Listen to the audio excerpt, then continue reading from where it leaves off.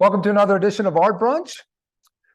This is the end of our Pantheon series. I know that many of you are deeply sad as a result, but we'll start something fresh and new next week. I hope you enjoy it.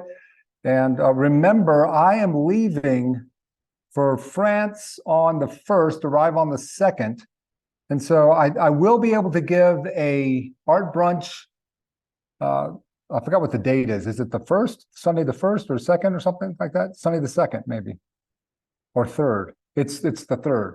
So I will be able to give an Art Brunch on the 3rd, but won't have an Art Brunch after that the next week. And I'm going to try to present something the following week, though. So I'm hoping that I only miss 1 week while I'm in France for you guys who are here. Okay? All right, let's get started.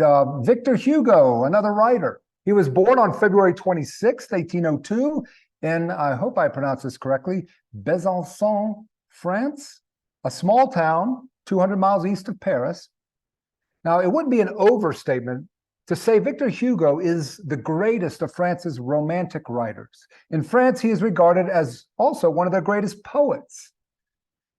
But outside of France, he is best known for 2 novels, Notre Dame de Paris, 1831 published, better known as The Hunchback of Notre Dame, and Les Miserables, 1862, which no one ever translates.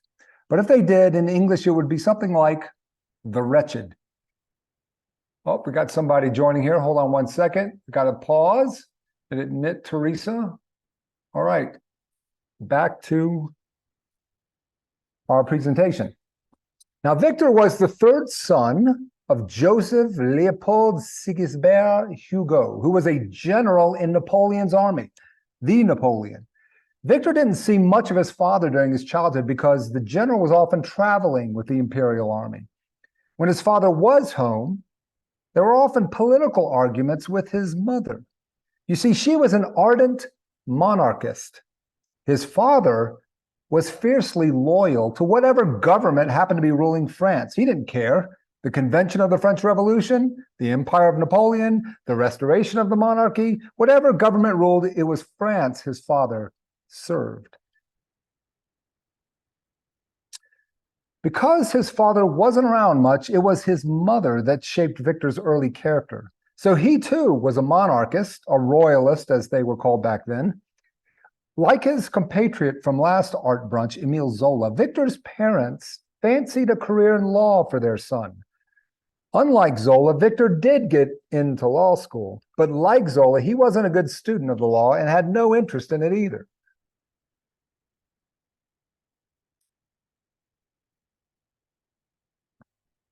When Victor should have been deeply focused on his law studies, he instead filled notebooks with verse. He started translating the great poets and playwrights of antiquity into French. While still a teenager, he founded a literary review. Now, let me just pause a moment. Isn't it fortunate to know your vocation before you reach the age of 20? That would have been a real blessing for me. I think I wasted the first 2 years of college. That was a lot of money. Wasted the first 2 years of college just searching for my purpose. Well, Victor began publishing many volumes of poetry and made a name for himself first in that genre of literature. Around the age of 20, he wrote work like this, titled The Morning of Life. The mist of the morning is torn by the peaks. Old towers gleam white in the ray, and already the glory so joyously seeks the lark that's saluting the day. Then smile away, man, at the heavens so fair, though were you swept hence in the night, from your dark, lonely tomb the owlets would stare at the sun rising newly as bright. But out of earth's trammels your soul would have flown, where glitters eternity's stream, and you shall have waked midst pure glories unknown, and as sunshine disperses a dream. Very romantic, obviously, about life and death. And then later on, he wrote a ballad titled My Napoleon. Little hero worship there. He begins like this. Above all others, everywhere I see his image cold or burning, my brain it thrills and oftentimes sets free the thoughts within me yearning.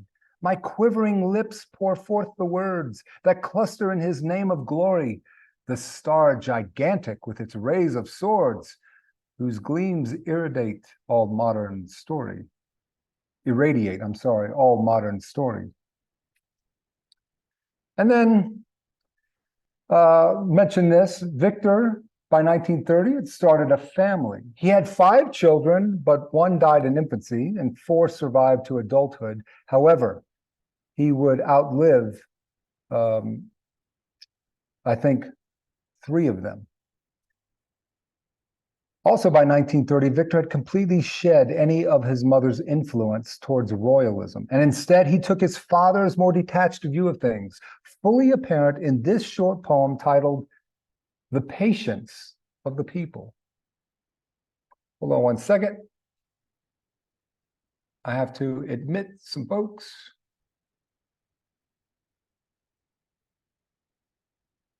All right, let me get back here.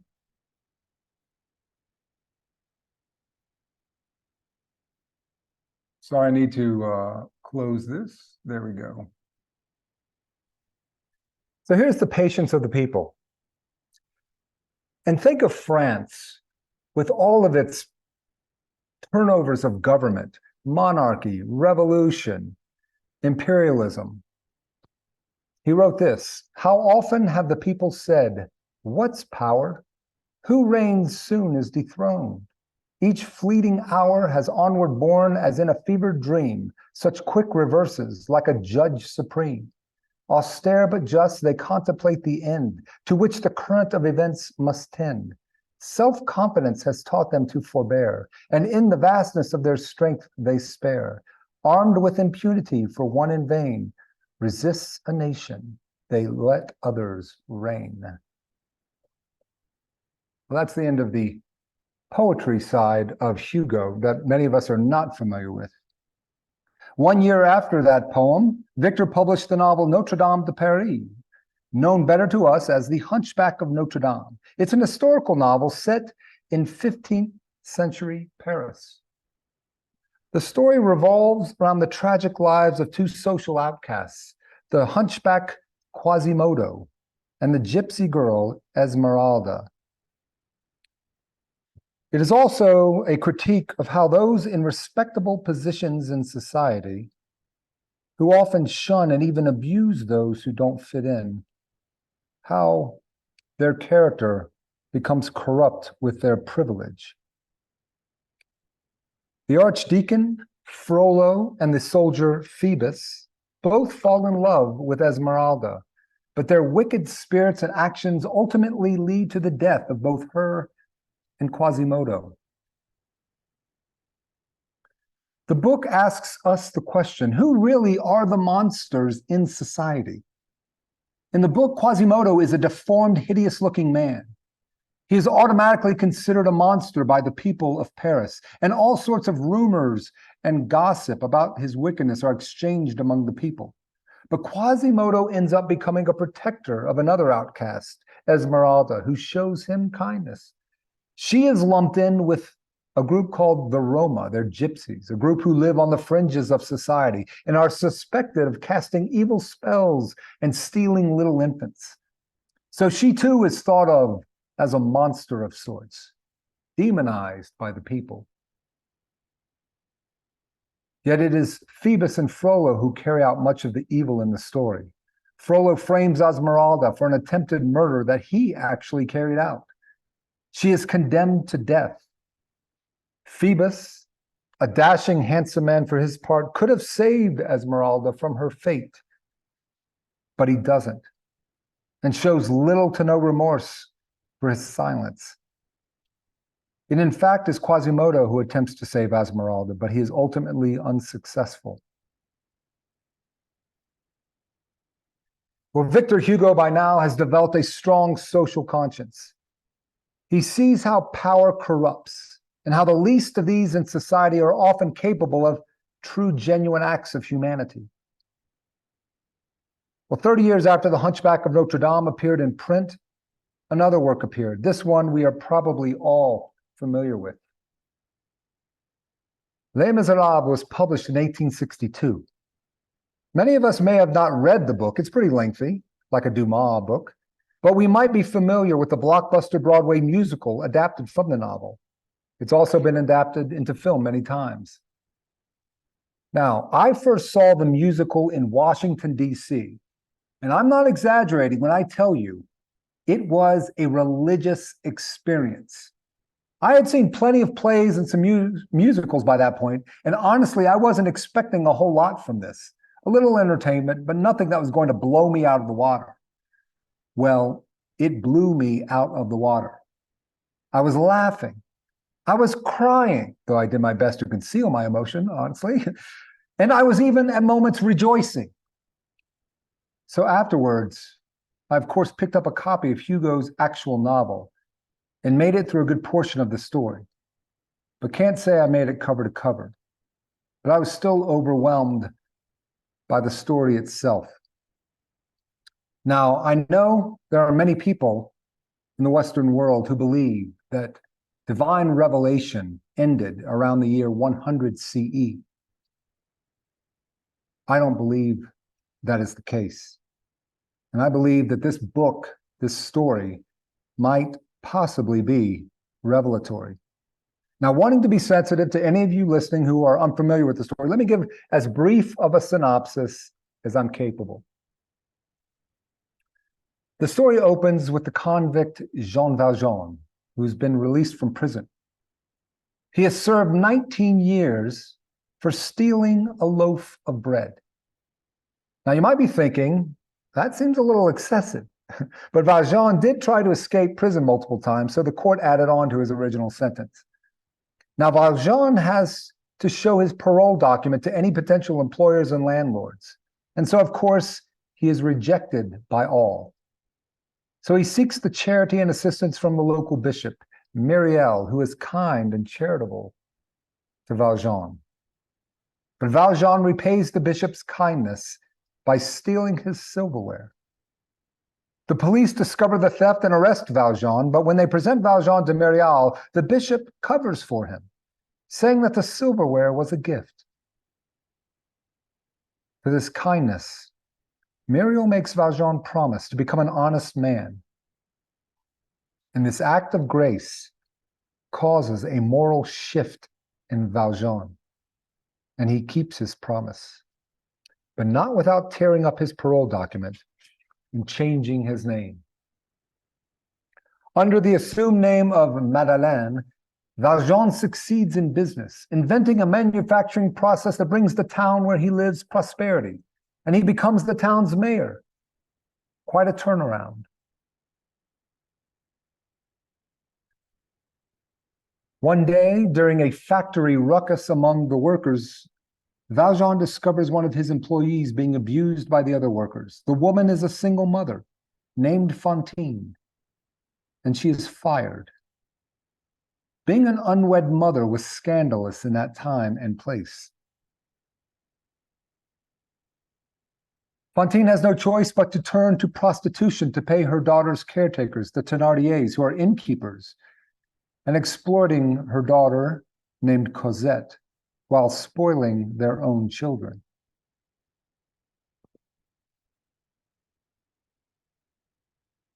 The local police chief, Javert, arrests Fantine, but before she is sentenced to prison, Valjean intervenes. Unfortunately, Javert discovers the true identity of Valjean. Fantine becomes fatally ill and dies with Valjean at her bedside and Javert arriving to arrest Valjean, who is then sent to prison.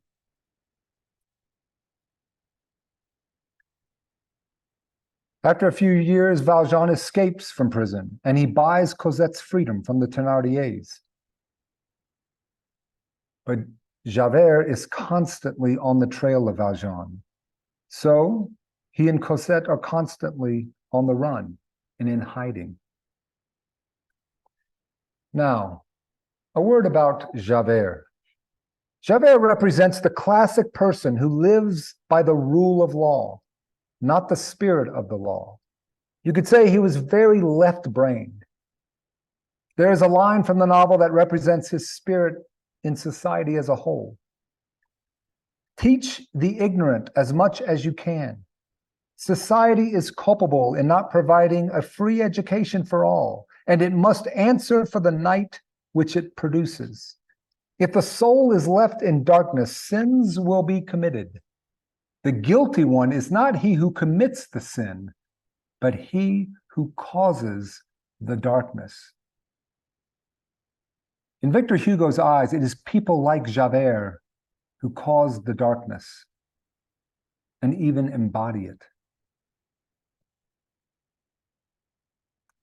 Back to the story. Time passes and Cosette is now a beautiful young woman. And one day she is spotted in the park by a young man, Marius. Love at first sight. Valjean, now the de facto father of Cosette and very protective, tries to prevent the romance.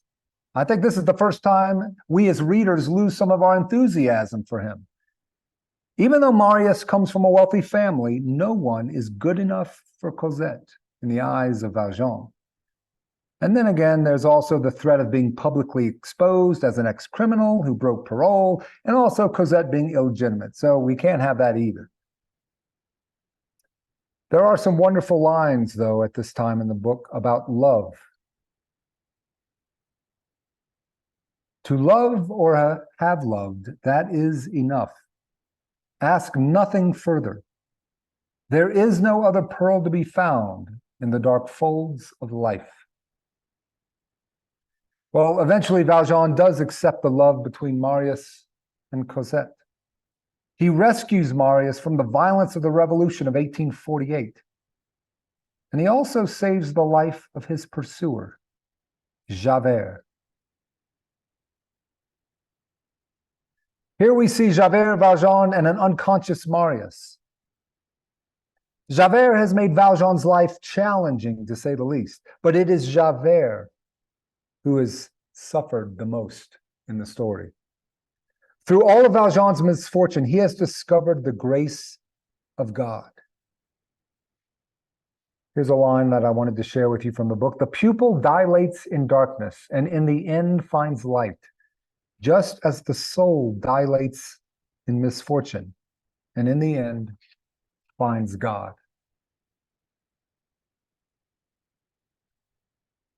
At this moment, we have hope for the soul of the legalistic Javert.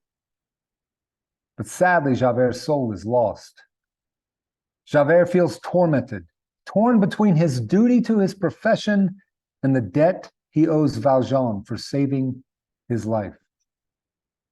Ultimately, Javert lets Valjean go and throws himself into the river, where he drowns. Ultimately, love and grace win in the story of Les Miserables. Marius and Cosette are reunited and receive the blessing of a dying Valjean, who experiences a final, peaceful happiness. Victor Hugo was not simply a writer, but a civil servant. During the Revolution of 1848, Hugo was elected a deputy for Paris in the Constituent Assembly and later in the Legislative Assembly. He supported the successful candidacy of Prince Louis Napoleon. However, the eventual Napoleon III began to reveal his true colors, and so Hugo moved toward the Assembly's left. And when a coup d'etat occurred in December 1851, resulting in the Second Empire under Napoleon III, Hugo made one attempt at resistance, which failed, and then he fled to Brussels and then later parts of Great Britain. Hugo remained in exile from his country from 1851 to 1870. During that time, he lost his wife. And with the beginning of the Third Republic, Hugo returned in 1871, but one of his sons died that year and another 2 years later. Despite having become a national hero and a living symbol of republicanism in France, the last years of his life were filled with sadness.